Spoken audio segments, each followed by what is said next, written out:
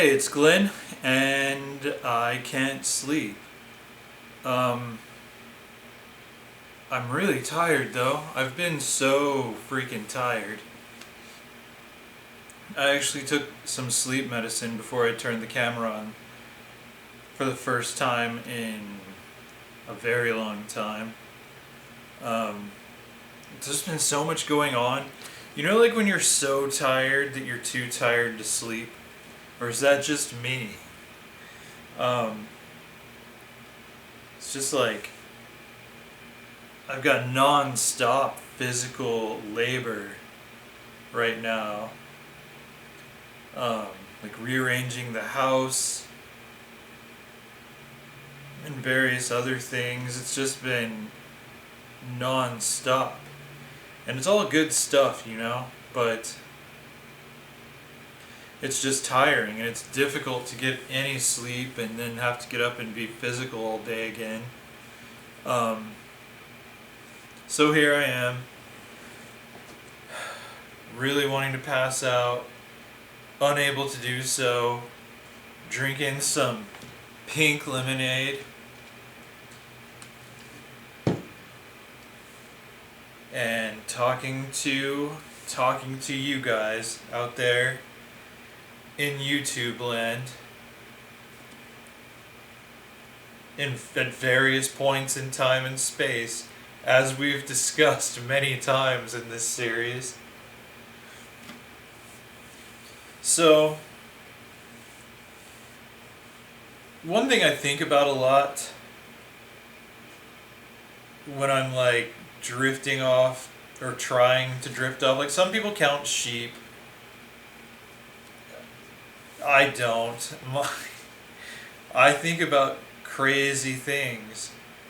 But one of my favorite things to think about when things are going well is my core paracosm. And you know, I find every time I use that word, people don't know what it means. It's, I guess, not something in common use, I guess. Just like if you know what that word means and you are a creative person or involved with creative people, you will probably use the word paracosm. But it's like, for those of you who don't know what it is, it's essentially an imaginary world that exists in your head in great detail. It's a very detailed, complex imaginary world. Like Middle Earth for Tolkien was a paracosm, a paracosmic reality. Um, Narnia for C.S. Lewis was a paracosm. The Star Wars galaxy for George Lucas was a paracosm. A very detailed, complex world that is generated from someone's imagination and that they kind of live in. I mean, for me, you know, I've got the Nod universe and the Nightfire universe that I've been writing in for years and years and years. But you know, like my favorite way to use the word paracosm is something that even if you're not like a novelist or a filmmaker or some other kind of creative who's like spinning worlds, you still do it. Like everybody has a paracosm that arguably they spend more time in than the physical world as we perceive it. You know, like your paracosmic self. It's not like Middle Earth or Narnia. It's this world. But it's kind of your fantasy version of your own life. It's sort of where you make plans if you know how to use it. It's like if you see someone, you meet someone you find attractive, and in your paracosm you start flirting with them before you even actually have a real conversation, maybe. But you're thinking about ways you can get that person's attention, or and you're picturing what will happen if it goes well, say, and you're it's like you're kind of dating that person in your paracosm before you even necessarily know their name. Or you're like thinking about, wouldn't it be great to have my friends over for dinner and cook for everyone? I mean, that's a fantasy. It's your fantasy world. But I think core paracosm is just kind of offset from physical reality. Like what I'm talking about, like kind of where you just fantasize. Like your ideal life, your ideal friends, your ideal relationships, your ideal everything. It's all going on in your core paracosm. And like, that's how I've learned to gauge the success of my life. It's not about money or status or whatever. It's about aligning my physical reality with my paracosmic reality. Like when I was running a youth program for nearly a decade, 9 years ago, that was one point in my life where I felt, that's I guess where I became very much aware of the discrepancies, and that I decided what I wanted to do was, I guess I didn't decide to be deliberate about it until I realized I was already doing it. That at some point doing that job working with youth and families, I felt like when I fantasized about real life, like wouldn't it be great ifs and I would like to's, I realized that my physical reality had lined up with my fantasy world. I was perfectly content with my life. It's kind of like how Dumbledore in, I think it was the first Harry Potter novel, like Harry Potter's looking into this mirror that kind of shows you your fantasy self, like what you want more than anything. And like, people see crazy dramatic things, and Dumbledore looks in the mirror and he's like, oh, I see myself wearing a new pair of socks. Yeah, that's a man who's living the life he wants to live. And that's how I felt during those youth program years. Just, I was right where I wanted to be, man. I was doing what I wanted to do. I was the man I wanted to be. And all my relationships were what I wanted them to be. Everything was good. There were still struggles and such, but that's simply life, And then, when I realized that that's what I had managed to do,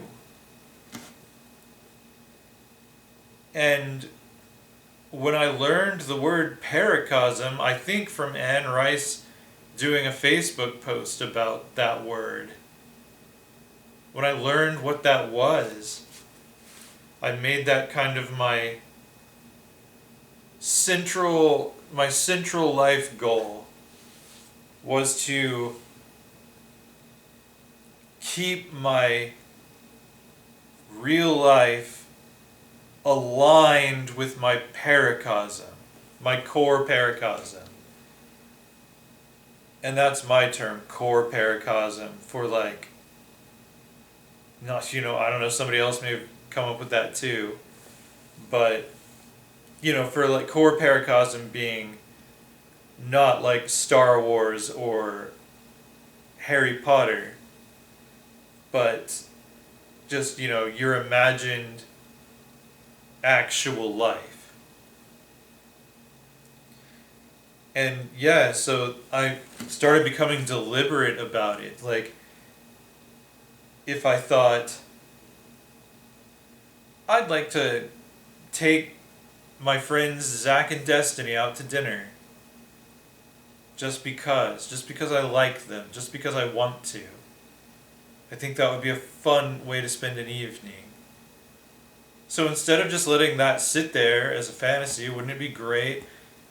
I know everybody's busy, but I called up Zach.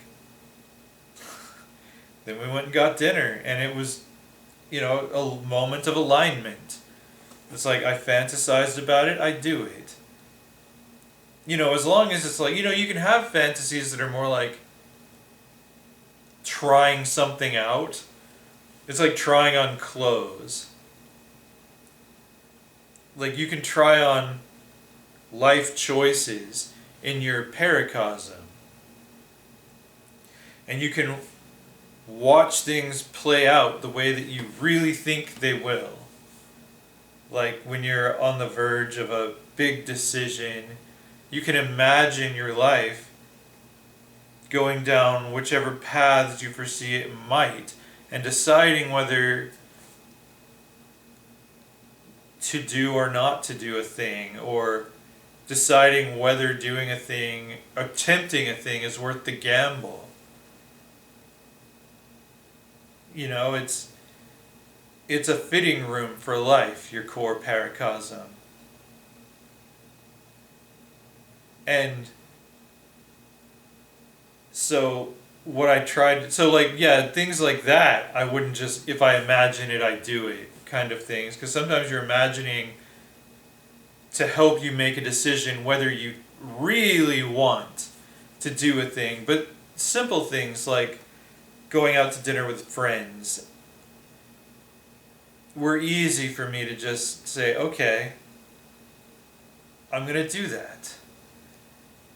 Or, and then, I tried over the years, I got derailed after the youth ministry job ended.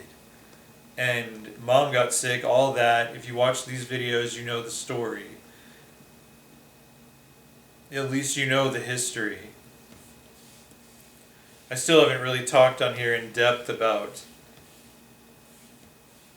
the working for the church years, but that's a story for another time, I think. I never know what I'm going to talk about when I do these I Can't Sleep videos. Rarely, anyway. But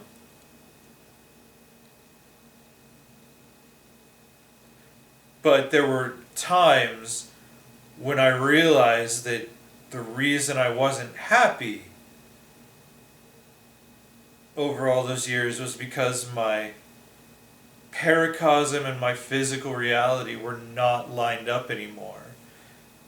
They'd gotten off the tracks. And so I'd take advantage of moments of being aware of that. And when I'd have a thought like, I want to go out to dinner with particular friends, or, take Zach and Destiny out to dinner, have an all-night chat with Matt. I think, I'm going to call Dad tomorrow, whatever, like, anything that I wanted to do that was a good thing for me to do, I would tell myself, all right, you know what the problem is. you need to get your paracosm and your real world lined back up.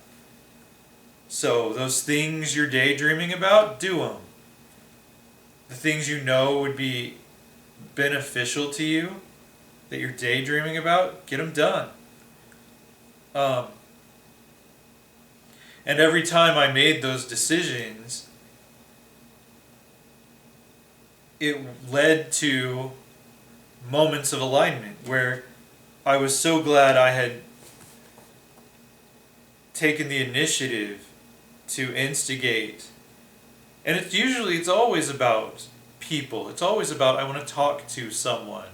I want to spend time with someone. I think that's why I was so aligned during the youth program years. Because I was working with people. My whole job was about relationships. And, just being fully present and involved in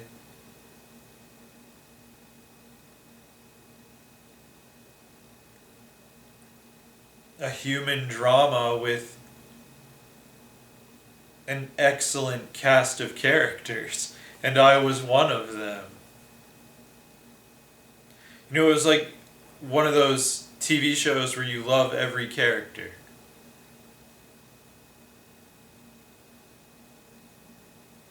That's what it was like,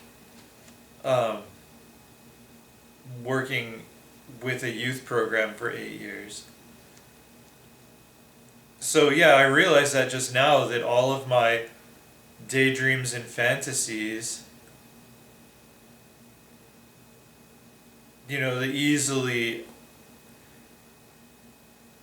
there's no reason not to do that kind of things, are all about spending time with people or talking with people that I love. So I think that's my core paracosm's primary theme, I guess,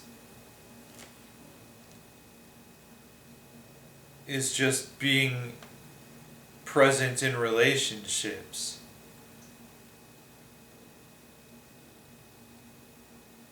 And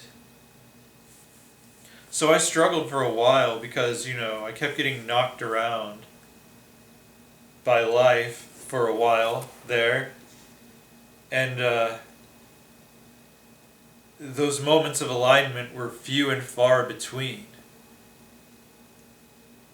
for most of a decade. But lately, I still have struggles. But I'm sitting weird. I still have struggles, but it's like just the unavoidable drama of living a human story.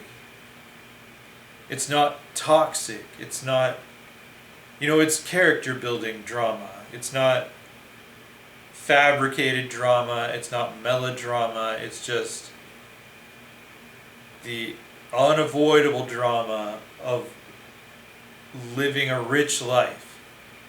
Like a life rich in love and strong relationships. And I have an abundance of those things right now. I'm just so aware and I'm so present.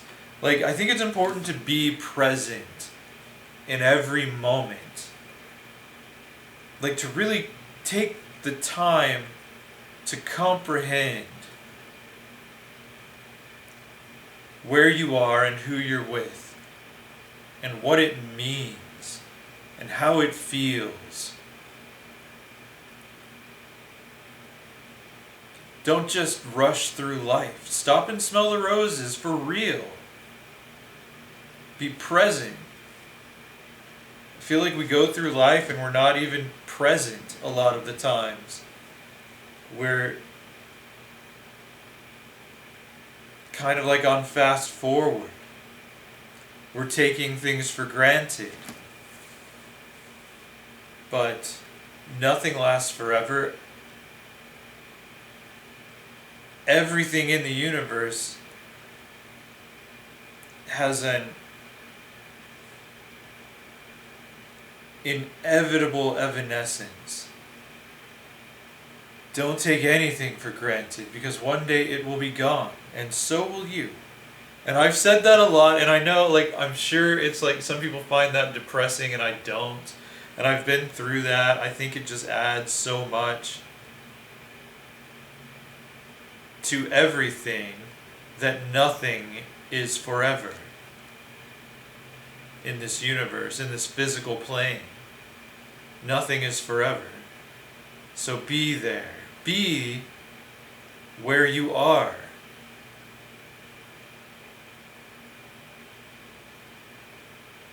And I think when you can be mindful about things like that,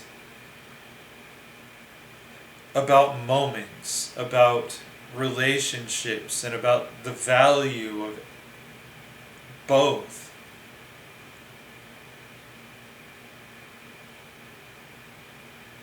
I think your reality and your physical reality and your core paracosm effortlessly start moving towards each other.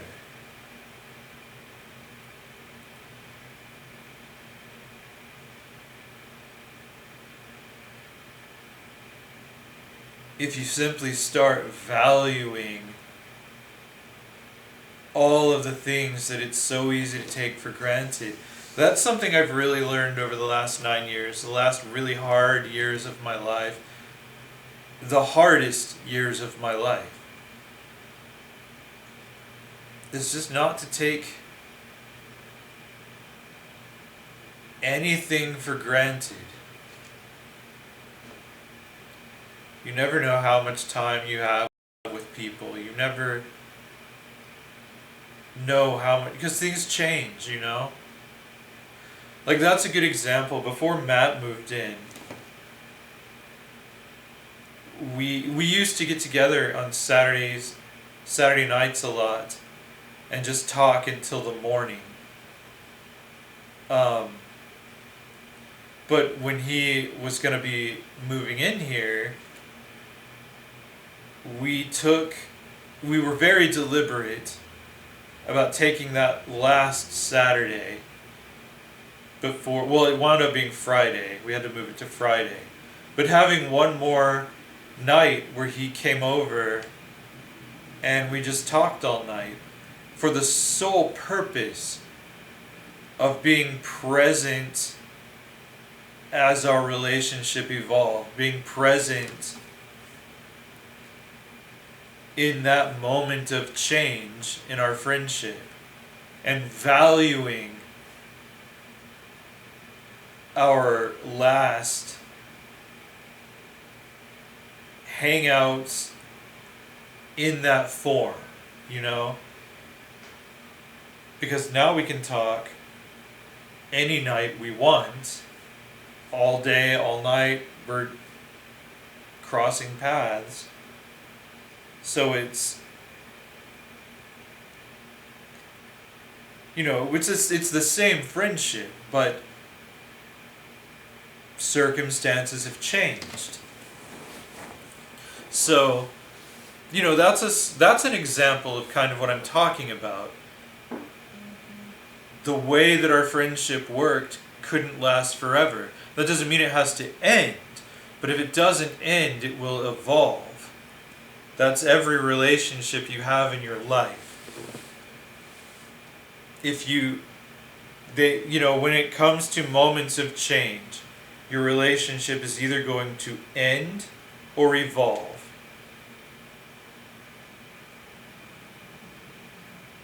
As things change in your life,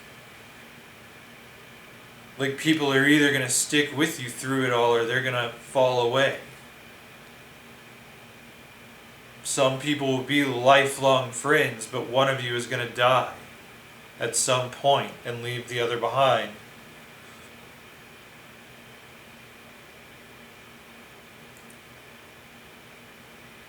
And you don't know when or how or who. You don't know what changes in your life are gonna, you friends may have to move away from one another.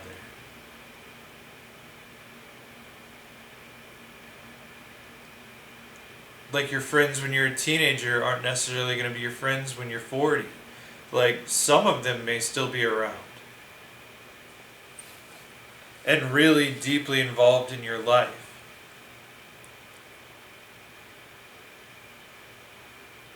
But you have no guarantee.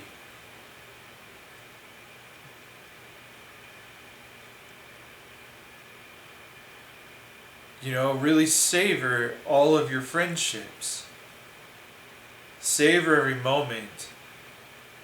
That's kind of where I'm at right now. I feel like, again, my paracosm and my physical world are really starting to realign.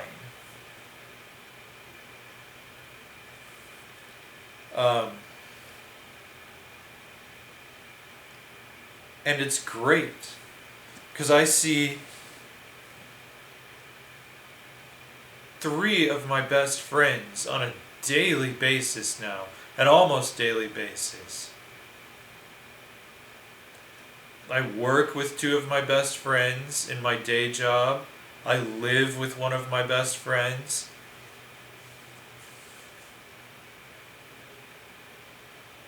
I'm never alone. I never have time to feel lonely or invisible.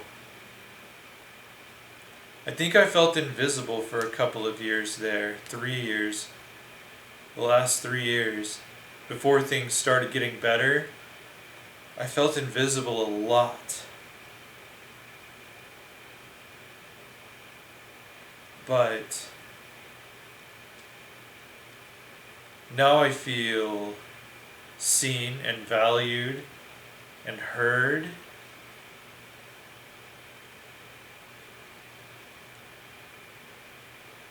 I have people who are so involved in my life and all in such positive ways. And that's what I wanted. Like this house that I live in, my paracosm. In my paracosm, I think about my grandparents and how they had big families, 6 kids apiece. Like, my mom and dad each had 5 siblings. So, big family on both sides for me.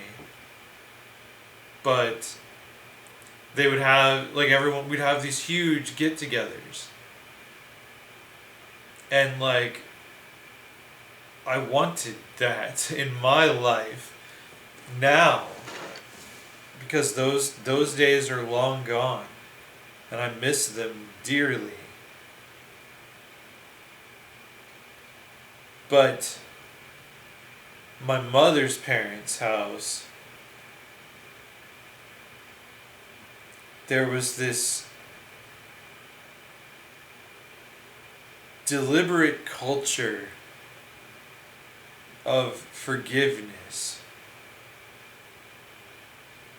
Like, people could be fighting in the family, but they'd all get back together for family dinner. Everyone would be there, and peace would be there too.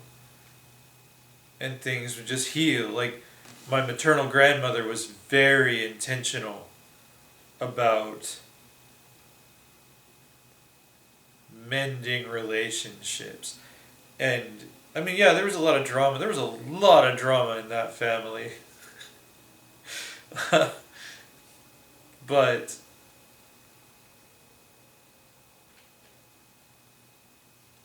it was largely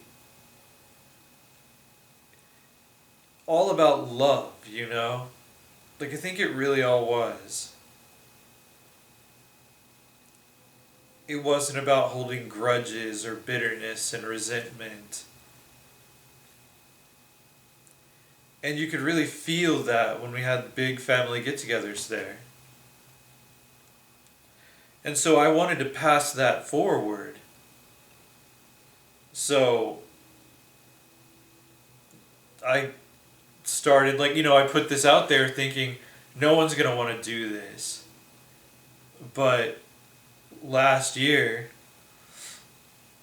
I decided my biggest fantasy was to bring family dinners back into my life in a way, like, was to pass on what I learned from my grandparents about how to hold a family together. So I did this with my core group of friends from the youth ministry days, the teenagers who grew up and became family to me in a very real way. And to my absolute delight, when I put it out there, everyone was into it. Like, everyone was excited about it.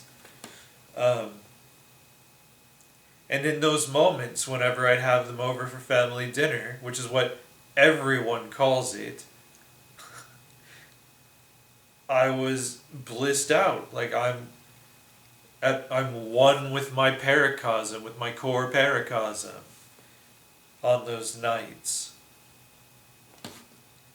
Because that culture of forgiveness and love is there. And that's what I think a house is for, you know?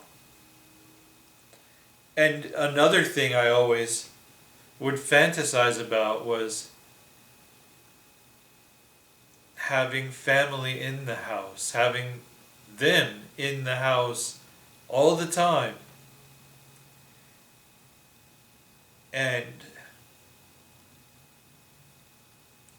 my throat's scratchy. Gotta get some pink lemonade.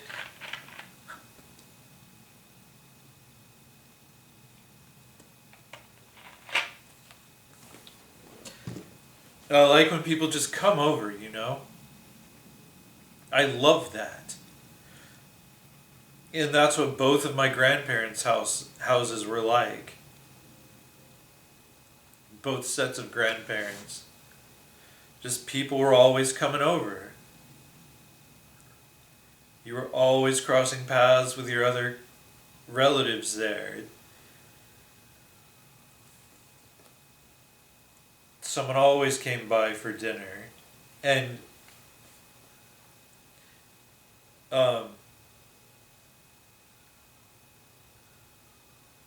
I had that to a degree, but COVID put a kink in everything.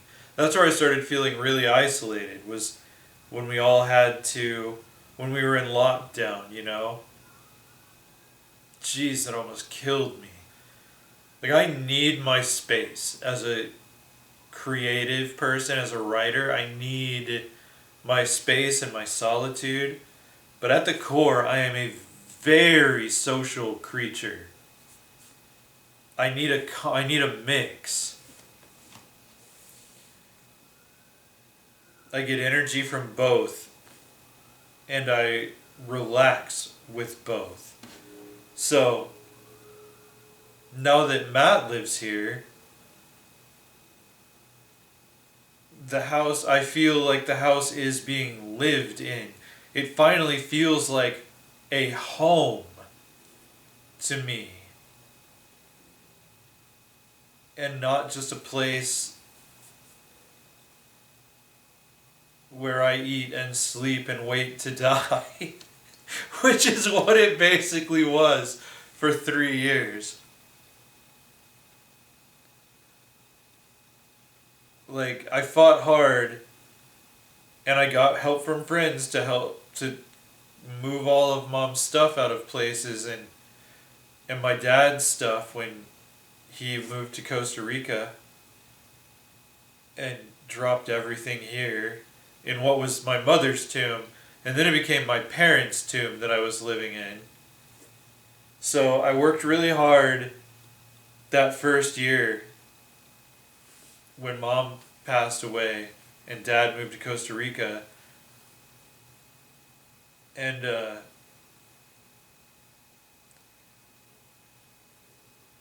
I still couldn't make it my home. It was, as I said, just a place where I eat and sleep and wait to die. I didn't feel like home. My room did not feel like my room, my bedroom. But now that I don't live here alone, and the house is constantly filled with that energy of a completely accepting and loving friendship, that's family. The family kind of friendship. Like, it's great. And we're having a party over here on Saturday. It's the first time since Matt moved in that we're having a get together, big get together with our close knit group of friends. And it just feels so good. Everything just feels so good right now.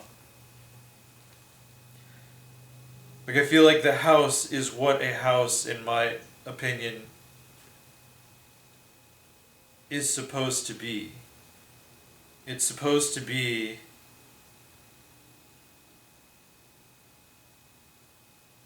a family's heart. The place where all paths cross and everyone is safe and valued and loved, and every moment is precious. And so, yeah, I'm trying to be very present as my life finds joy again. I'm trying to really appreciate every nuance of that experience, of basically coming back from the dead myself. And finding that I'm really living the life that I want to live. You know, I had a realization not too long ago. When I was feeling incredibly depressed. Like, it was back when things were all so bleak. But I was able to recognize, just to have sort of an epiphany, that I feel unhappy in this life, that I feel like life sucks, and that I'm a failure. I was feeling like a failure. And, you know, I was reminded that that term is very subjective. Because I realized, like, I was looking at some of my modern Masters of the Universe action figures. I have this massive collection. And I just had this realization that my 12-year-old self, my 8-year-old self, my 10-year-old, like all my younger selves, like my childhood self and my teenager self, for different reasons, would look at me as I was at that moment and think I was awesome. Like, I realized that despite how dark everything had gotten around me, I was still living the fantasy of my childhood and teenage selves.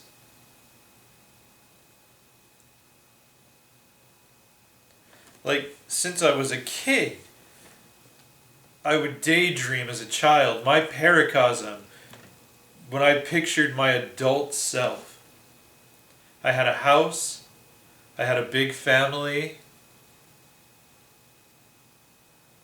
I was a storyteller, I would draw cartoons back then, but the medium wasn't so as important to me as just I was going to tell stories. Like, I wanted to make TV shows, I wanted to make comics.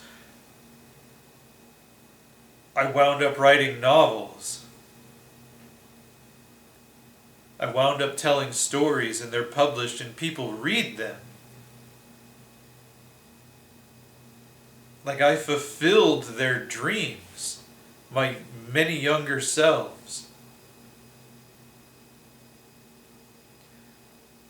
You know, I have my tribe, my close-knit friends that I helped to raise. I have the big family.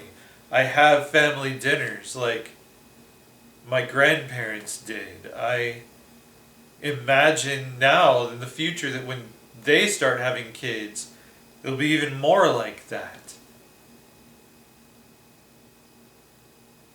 Like it was when I was a kid in my grandparents' houses. And you know, like it started because, you know, I'm looking at my He-Man toys and just thinking how that's another thing that my childhood self fantasized about me being an adult. And like I would have all the He-Man toys when I was an adult.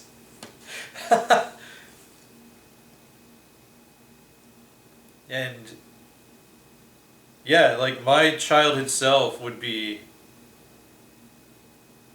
in awe of my Masters of the Universe collection. Just think I was the greatest success of a human he'd ever seen.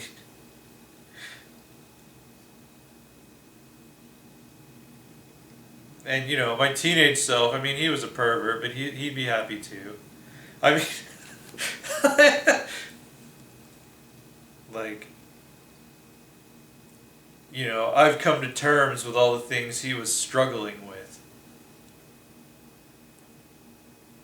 I think he'd be thrilled to see all of that. Like, and not just stuff like that. Like, my teenage self really had a lot of the same fantasies my childhood self had, as far as where I saw myself as an adult in my ideal world.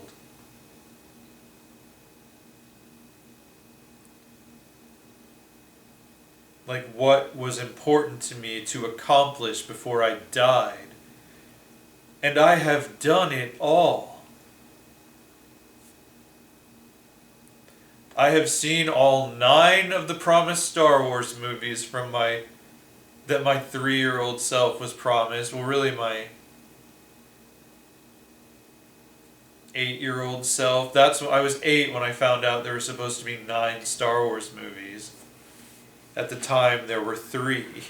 So, I was always daydreaming about that. And what's great, like, there's stuff I'd love to tell my past selves. Like, yeah, you were right. It's like, you know, you imagine episode 7. Like, there are scenes in there that look exactly how you imagined them. And Attack of the Clones, when I thought of the Clone Wars, I pictured the Battle of Geonosis. Weirdly enough. But that gets into fanboy territory. But yeah, my past selves would be so excited if they could travel to the future and just see an hour of my life. They would be so impressed. And so I took that recognition and I let myself be impressed with myself. Like, yeah, times are hard. But I've got 11 books published. I have characters people read and know. I have a website with all this stuff. I have a YouTube channel. I have all of these creative outlets that weren't available to me when I was a kid, and all I could do was fantasize and hope and dream and think that it was something that would be so hard to do and wonder if I could ever pull it off. And here I am doing all of it, having done it and going forward. Like, you know, I get a dog and I'm set.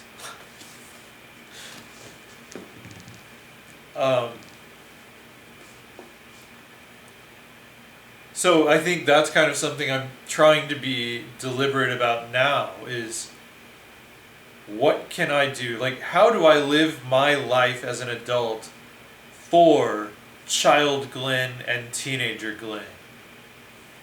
Like, what do I want to do for them? Because they're the ones who pushed me here. They're the ones who created adult Glenn. They got me here. And I really like the idea that all time exists. Like we experience it in sequence.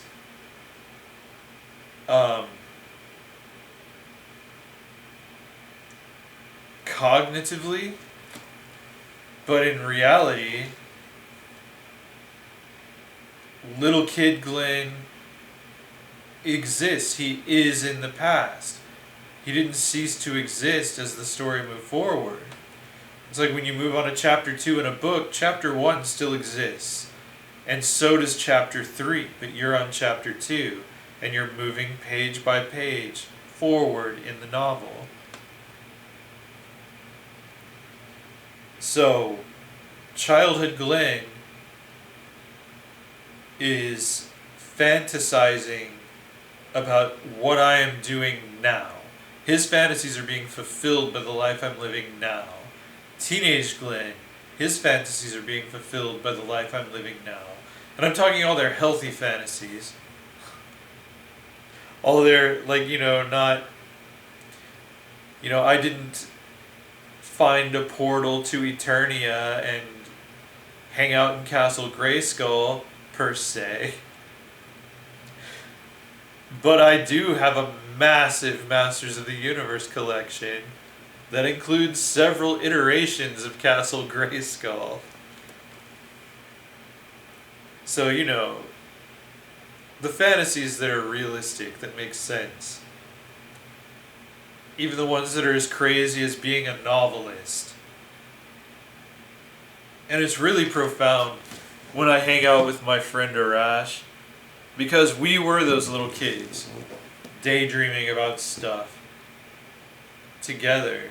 And just, I think both of our childhood selves would be so proud of us for still being such good friends to this day. And that we're each following our dreams. He's a film actor. I write books.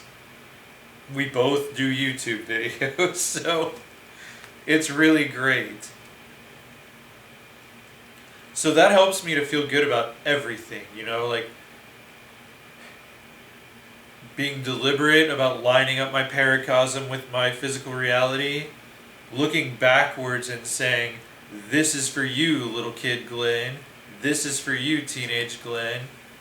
Like, I know I'm on the right track when those two guys are proud of me. So, while I'm trying to live a life that will fulfill both, those past selves, I'm also being very present in the moment that I'm in. And in the relationships that I'm in. And valuing every moment of all of them. And valuing this house. Valuing the fact that it's functioning the way that a house should. That it's home base to a big family. That's bound together with love and acceptance. Like absolute love and absolute acceptance. So if it sounds like I'm bragging, that's fine. I'm just telling you I'm happy. And why I think that is. But if I think of it in terms of talking to my past selves, I would absolutely be bragging to them. It's like, yeah, we did it. Ironically, you may not realize it for a long time after you get there. but your dreams will be fulfilled in ways you can't even truly fathom.